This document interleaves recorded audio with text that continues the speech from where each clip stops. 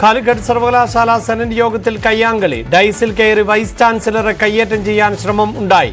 അജണ്ടകൾ ചർച്ച ചെയ്യാതെ പാസാക്കിയെന്ന് ആരോപിച്ചായിരുന്നു പ്രതിഷേധം. സംഘർഷത്തിലേക്ക് നീങ്ങിയതോടെ സെനറ്റ് യോഗം അവസാനിപ്പിച്ചു. ആരംഭിച്ച സമയത്ത് അല്ലെങ്കിൽ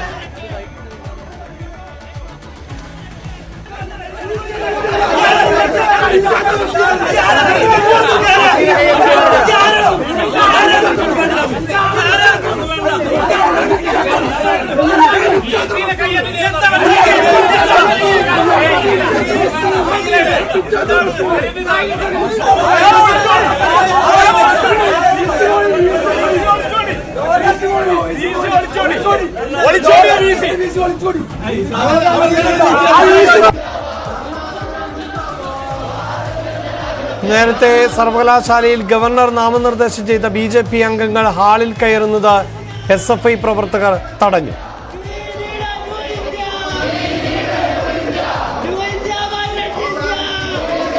ഡിവൈഎസ്പി 5 മിനിറ്റ്